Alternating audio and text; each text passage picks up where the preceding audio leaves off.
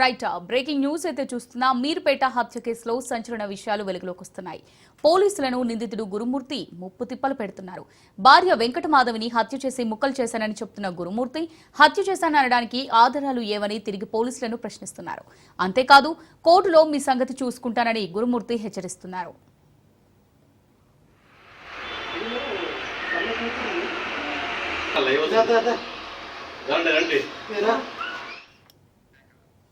ఈ నెల 14న భార్య పిల్లలతో సంక్రాంతికి వస్తున్నాం సినిమాకు వెళ్లామని, పిల్లలను అమ్మమ్మ ఇంట్లో వదిలి ఇంటికొచ్చామన్నారు. భార్య వెంకటమాధవి తనతో గొడవ పెట్టుకుని తాళి తీసి ముఖంపై విసిరిందన్నారు. వెంటనే గోడకు అదిమి కొట్టాడట. స్పృహ తప్పి పడిపోయిందని భర్త అనుకున్నాడట. మాధవి మాత్రం మృతి చెందింది.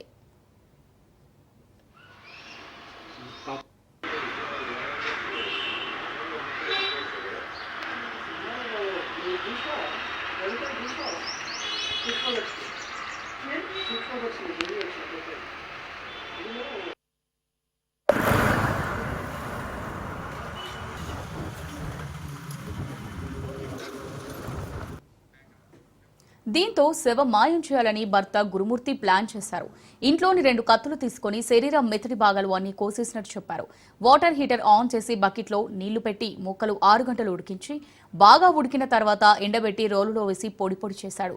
బోన్స్ ను కూడా బూడిదయ్యే వరకు కాల్చారు. మొత్తం పొడి బూడిద చేసి 2 బకెట్లలో తీసుకెళ్లి చెరువులో పడేశాడు. ఫినాయిల్తో ఇంట్లో రక్తం క్లీన్ చేశాడు.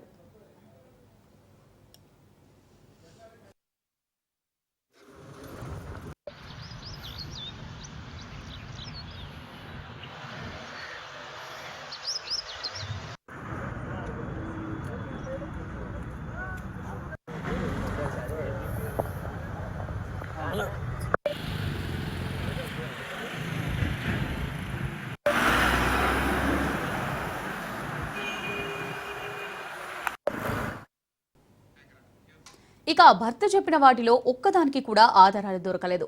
చెరువులో సైతం ఒక్క ఆధారం లేకపోవడంతో అధికారులు తలలు పట్టుకుంటున్నారు. కత్తులు, కుక్కర్, హీటర్, బకెట్లు, ఇతర వస్తువులను ఫోరెన్సిక్ టీం తనిఖీ చేసింది.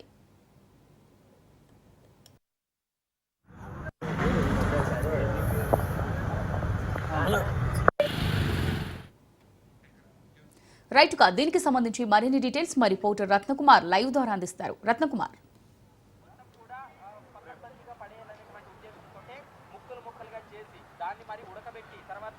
భార్యను చంపడం, ఆ తర్వాత ఆమె మృతదేహాన్ని ముక్కలు ముక్కలు చేయడం, ఉడకబెట్టడం, ఆ తర్వాత ఎండబెట్టి దంచి బకెట్ల ద్వారా తీసుకెళ్లి చెరువులో పడేయటం వినడానికి ఒళ్ళు గగురు పొడిచేలా ఉన్నప్పటికీ కూడా ప్రస్తుతం ఈ కేసు ఇన్వెస్టిగేషన్ అనేది పోలీసులను ముప్పు తిప్పలు పెడుతోంది. ఎవరైతే నిందితుడు గురుమూర్తి ఉన్నాడో తన భార్య వెంకటమాధవిని అతి కిరాతకంగా హత్య చేసినటువంటి ఘటనకు సంబంధించి ప్రస్తుతం పోలీసులు కేసు నమోదు చేసి దర్యాప్తు చేస్తున్నారు. అయితే భార్యను హత్య చేసిన తర్వాత ఆమెను పౌడర్గా చేసి బకెట్ల ద్వారా తీసుకొని వచ్చి ఆ ముక్కల మొత్తాన్ని కూడా ఇటు జిల్లెల చెరువులో పడేయడం జరిగింది. ప్రస్తుతం మనం జిల్లెల చెరువు దగ్గరే ఉన్నాం. ఒకసారి ఆ విజువల్స్ లో చూడొచ్చు. ఈ యొక్క చెరువు దగ్గరే ఇటు మీర్పేట పరిధిలోని జిల్లెలగూడ చెరువు అంటారు దీన్ని. ఈ చెరువులోనే రాత్రి వేళల్లో తీసుకొచ్చి ఎవరు చూడకుండా నిందితుడు ఇక్కడకు ఆమె యొక్క మృతదేహాన్ని తీసుకొచ్చి మొత్తం బకెట్ల ద్వారా తీసుకొచ్చి ఎక్కడే పడేశారు అనే దానికి సంబంధించి కూడా ప్రస్తుతం సమాచారం ఉంటుంది. అయితే ఈ కేసు ఇన్వెస్టిగేషన్ అనేది చాలా క్రూషియల్ గా మారింది. పోలీసులు ఎటూ తేల్చలేనటువంటి సిచ్యువేషన్ అయితే కనిపిస్తోంది. నిందితుడు డైవర్షన్ లో భాగంగా ఇలా చేస్తున్నాడా, లేకపోతే నిజంగానే జిల్లెల చెరువులో పడేశాడా అనేది ప్రస్తుతానికి సస్పెన్స్ గా మారినప్పటికీ ఆధారాలను తీసుకోవడంలో కొంత విఫలమవుతున్నటువంటి నేపథ్యంలోనే ప్రస్తుతానికి మిస్సింగ్ కేసుగా నమోదు చేసి దర్యాప్తు చేస్తున్నారు. ఇక ఈ కేసుకు సంబంధించి ఇప్పటికే పోలీసులు ఒకవైపున తెలియజేస్తున్నటువంటి ఇన్ఫర్మేషన్ బట్టి మొదట గురుమూర్తి ఆర్మీలో పనిచేసి రిటైర్ అయ్యాడు. ప్రస్తుతం డిఆర్డీఓలో ప్రైవేటు సెక్యూరిటీగా పనిచేస్తున్నాడు. ప్రకాశం జిల్లా జేపీ చెరువుకు చెందిన గురుమూర్తికి మాధవితో 13 ఏళ్ల క్రితం వివాహమైంది. అప్పుడు ఆర్మీలో ఉన్న గురుమూర్తి 35 ఏళ్ల వయసుకే రిటైర్ అయ్యి హైదరాబాద్లోని మీర్పేటలో ఓ అపార్ట్మెంట్లో కుటుంబంతో కలిసి ఉంటున్నారు. అయితే ఇద్దరి మధ్య కూడా తరచూ గొడవలు జరుగుతూ ఉండేటువంటి సమాచారం అయితే ఉంటుంది. అందులో భాగంగానే భార్య మాధవిని చంపాలని పక్కా ప్లాన్ చేసుకున్నాడు గురుమూర్తి. అందుకోసం సంక్రాంతి సెలవులను ఎంచుకున్నాడు. ప్రకాశం జిల్లాలో అత్తమామల ఇంటికి ఈ నెల 13న తన పిల్లలను పంపించడం జరిగింది. ఇక అపార్ట్మెంట్లోనూ చాలా మంది పండగకు ఊర్లకు వెళ్ళిపోవడంతో ఎంతో ఆ ప్రాంతం అంతా కూడా ఒక్కసారిగా నిర్మానుష్యంగా మారింది. ఇక ఇదే అదునుగా చూసుకున్నటువంటి గురుమూర్తి ఇంట్లో ఎవరూ లేని సందర్భంలో బయట కాలనీలు కూడా ఎవరూ లేరన్నటువంటి విషయాన్ని కూడా కన్ఫర్మ్ చేసుకొని ఇమీడియట్ గా ఆమెను చంపేందుకు కూడా పక్కా ప్లాన్ చేశాడు. ఇక అప్పటికే మద్యం సేవించి ఉండటంతో ఇమీడియట్ గా ఆమెను లోపలికి వచ్చిన తర్వాత ఒక్కసారిగా గోడకు అదిమి ఆమెను అతికిరాతంగా హత్య చేశాడు. ఇక హత్య చేసిన తర్వాత ఆ మాంసం ముద్దలను కుక్కర్లో ఉడకబెట్టాడు. ఆ తర్వాత ఎండబెట్టి పొడి చేసి దగ్గరలో ఉన్నటువంటి ఈ జిల్లెలగూడ చెరువులోనే చందన చెరువులోనే ఆమెను కలపడం జరిగింది. సో దీనికి సంబంధించి ఇన్సిడెంట్ చేసిన తర్వాత 16వ తారీఖున ఎప్పుడైతే ఆమె కనిపించకుండా పోయిందన్నటువంటి విషయాన్ని అటు మాధవి యొక్క తల్లిదండ్రులకు చెప్పడం జరిగింది. కూతురు ఇంట్లో నుంచి బయటికి వెళ్ళింది, ఇంతవరకు రాలేదు అనేటువంటి విషయాన్ని తెలియజేశారు. అయితే దీని మీద మరో 2 రోజుల తర్వాత ఇంకొక వైపున పోలీసులకు కూడా ఫిర్యాదు చేసి తన భార్య కనిపించట్లేదు అనేటువంటి విషయాన్ని కూడా తెలియజేశారు. తెలియజేస్తూనే దీనికి సంబంధించి ఎప్పుడైతే ఇటు గురుమూర్తి ఈ రకమైనటువంటి కంప్లైంట్ను ఇవ్వడం జరిగిందో దీని మీద ప్రస్తుతానికి పోలీసులు మిస్సింగ్ కేసు నమోదు చేయడం జరిగింది. అయితే మరోవైపు మిస్సింగ్ కేసు నమోదు చేసినప్పటికీ కూడా ఇప్పుడు మాధవి యొక్క తల్లిదండ్రులు మాత్రం గురుమూర్తి మీదే అనుమానం వ్యక్తం చేశారు. ఎందుకంటే గత కొంతకాలంగా కూడా ఆమెను తరచూ వేధిస్తుండేవాడు, మద్యం తాగి వచ్చి కొడుతూ ఉండేవాడు అనేటువంటి విషయాలన్నింటినీ కూడా తెలియజేసినటువంటి పరిస్థితుల్లోనే మొదట పోలీసులు ఇటు గురుమూర్తి మీద అనుమానం వ్యక్తం చేసి తగిన వారి యొక్క స్టైల్లోనే విచారణ చేయడం జరిగింది. ఇక ఇన్సిడెంట్కు సంబంధించి ఒకవైపున ముక్కలు చేశాడు, తర్వాత మృతదేహాన్ని ఆమె తర్వాత ఎండబెట్టి అటు దంచి తర్వాత ముక్కలు చేసి ఉడకబెట్టి ఎండబెట్టి తీసుకొచ్చేసి జిల్లల చెరువులో పడేసినటువంటి ఘటనకు సంబంధించినటువంటి అన్ని ఇన్ఫర్మేషన్ తీసుకున్నప్పటికీ కూడా తను అనేక రకాల సమాధానాలు ఇస్తూ ఉండటంతో పోలీసులకు ఇన్వెస్టిగేషన్ అనేది చాలా కష్టతరంగా మారింది. ఇందులో అసలు ఏది వాస్తవం అనేది తెలుసుకునే పనిలో భాగంగానే మొదటగా ఇప్పుడు మిస్సింగ్ కేసును నమోదు చేసి దర్యాప్తు చేస్తూ ఉన్నారు. ఇదంతా చూసిన తర్వాత పోలీసులు ఈ క్రైమ్ సీను దాదాపు 2-3 సినిమాలకు సంబంధించి మనం ఎన్నో క్రైమ్ సీన్లను చూస్తాము సినిమాలలో, అంతకు మించినటువంటి క్రైమ్ హర్రర్ థ్రిల్లర్ లాగా ఈ రియలిస్టిక్ ఇన్సిడెంట్ అనేది ప్రస్తుతం పోలీసులకు సవాల్గా మారింది. మరి నిజంగానే ఇటు గురుమూర్తి భార్య మాధవిని హత్య చేసి అతికిరాతకంగా పొడి చేసిన తర్వాత జిల్లల చెరువులో పడేశాడా, లేకపోతే డైవర్షన్లో భాగంగా పోలీసులకు జిల్లల చెరువులో పడేశారని చెప్పి లేకపోతే ఇంకొక చోట ఎక్కడో భార్య మృతదేహాన్ని ఉంచి ఈలోపు పోలీసులనే పక్కదారి పట్టిస్తున్నారనేది ప్రస్తుతం పోలీసులు ఇన్వెస్టిగేట్ చేస్తున్నారు. మరికొన్ని రోజుల పాటు ఇన్వెస్టిగేషన్ జరిగితే కానీ ఏ విషయం క్లారిటీ వచ్చే అవకాశం ఉంది. రత్నకుమార్, ఈ హత్య ఏదైతే ఉందో ఇది జరగడానికి ముందు భార్య భర్తలు ఇద్దరు గొడవ పడ్డట్టుగా తెలుస్తుంది కదా, అసలు ఈ గొడవ దేని గురించి, అలాగే హత్య చేయడానికి అనుమానమే కారణమా లేకపోతే ఇతర ఏ కారణమై ఉండొచ్చు అంటారు? ఎస్, ఖచ్చితంగా గత కొన్ని రోజులుగా కూడా కేవలం ఇప్పుడు మాత్రమే సంక్రాంతి నేపథ్యంలో మాత్రమే కాదు, గత కొంతకాలంగా కూడా ఇటు మాధవికి అలాగే గురుమూర్తికి మధ్య తరచూ గొడవలు జరుగుతూ ఉండేవి. వారిద్దరి మధ్య కూడా కొంత భేదాలు ఉన్నాయి. 13 ఏళ్ల క్రితం వివాహం అయినప్పటికీ ఇద్దరు పిల్లలు పుట్టిన తర్వాత కూడా ఇద్దరి మధ్య కూడా ఈ గొడవలు అనేవి కంటిన్యూ అవుతున్నటువంటి విషయాన్ని కూడా తెలియజేస్తూ ఉన్నారు. అక్కడ ఉన్నటువంటి స్థానికులు కూడా ఇద్దరి మధ్య కొంత ఇప్పుడు కొట్లాట జరుగుతూ ఉంటుంది, గొడవలు జరుగుతుంటాయి అనేటువంటి విషయాన్ని కూడా స్థానికుల ద్వారా అలాగే మాధవి యొక్క తల్లిదండ్రులు కూడా ఇదే విషయాన్ని కన్ఫర్మ్ చేస్తున్నారు.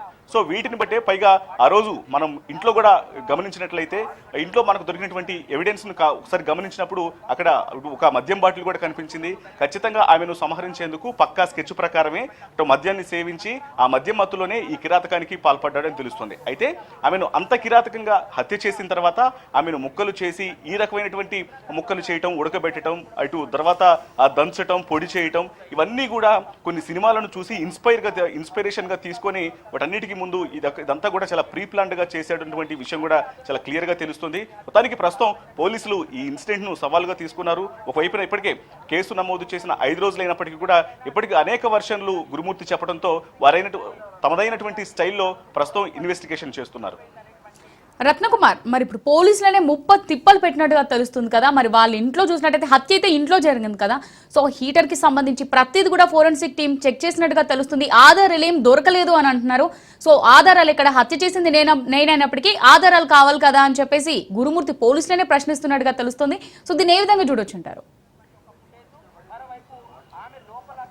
ఎస్, ఇప్పటికే ఇన్సిడెంట్ జరిగిన తర్వాత తను హత్య చేసినటువంటి విషయానికి సంబంధించి మొదట మధ్యమత్తులో అనేక రకాల విషయాలు తెలియజేసినప్పటికీ కూడా తను హత్య చేశానటువంటి విషయాన్ని చెప్తూనే హత్య చేశాను అని చెప్పడానికి, దాన్ని నిరూపించడానికి ఆధారాలేవి అని ప్రశ్నించడం కూడా ప్రస్తుతం షాకింగ్ గా మారుతోంది. మరోవైపు ఇదే అంశానికి సంబంధించి తను బాత్రూమ్ దగ్గర ఈ ఇన్సిడెంట్ చేశాడు, ఆమెను హత్య చేయడం, తర్వాత ముక్కలు చేయడం, ఇదంతా కూడా బాత్రూమ్ దగ్గర జరిగింది అని తెలియజేసినటువంటి నేపథ్యంలోనే మొదట ఫారెన్సిక్ నిపుణులందరూ కూడా బాత్రూమ్ దగ్గర పూర్తిగా ఆధారాలను సేకరించే పనిలో భాగంగా అక్కడికి వెళ్ళడం జరిగింది. కానీ ఇల్లు అలాగే వాష్రూమ్స్ దగ్గర మొత్తం ఎక్కడ చూసినా కూడా కనీసం ఒక రక్తపు చుక్క కూడా లేకుండా జాగ్రత్త పడ్డాడంటే ఎంత పక్కా స్కెచ్తో, ఎంత మాస్టర్ మైండ్తో ఈ రకంగా హత్య చేశాడు అనేది కూడా ప్రస్తుతానికి షాకింగ్ గా మారినటువంటి పరిస్థితి కనిపిస్తోంది. ఒకవైపున పోలీసులు ఇన్వెస్టిగేషన్ చేస్తున్నా ఒక ఆధారం దొరకట్లేదు, మరోవైపున క్లూజ్ టీమ్స్ కి ఒక ఆధారం అనేది లభించట్లేదు.